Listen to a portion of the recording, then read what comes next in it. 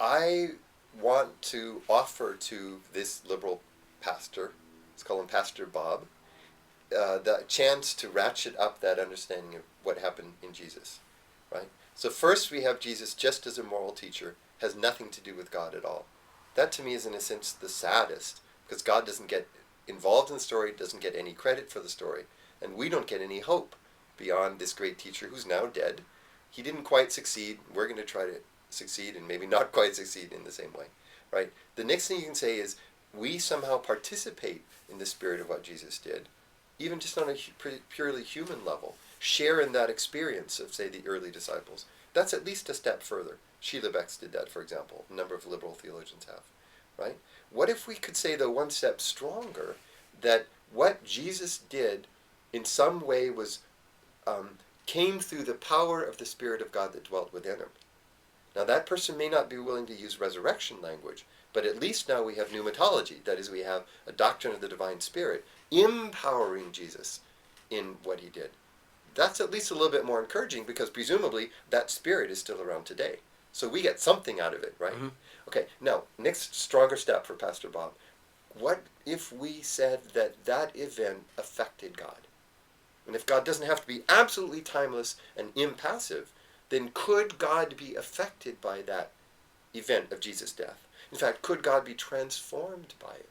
Could God be present to the world after Jesus in a different way than before? Okay, now we're getting kind of robustly theology. I see Pastor Bob breaking out in a sweat. But that's a little bit more exciting, because now we have let's say a Christologically tinged God, mm-hmm, who's present to the church or to the world today. That's a step further. Okay, now what if Jesus' action not only transformed God, but this Jesus was taken up into God in some way? That Jesus didn't just die and the whole thing was over, but something of that spirit, of that person, of that energy, of that self-giving love became eternally a part of God. Maybe already always was, maybe became God.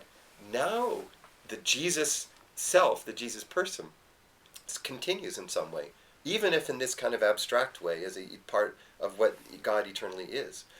Next step, Pastor Bob, what if that Jesus is made present to churches or to the believer or to the world through the Spirit of God today?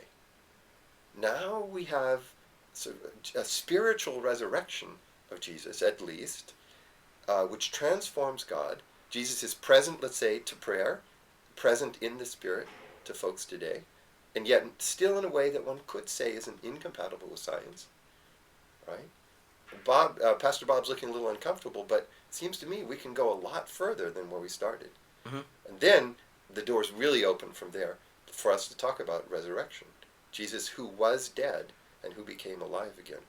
There may be some folks, many folks among progressive Christians, who don't want to speak of a physical resurrection of Jesus' body. But it seems to me we can get a lot closer than we're used to talking. If we can just get rid of this fear of raising this question and take it as far as we can go.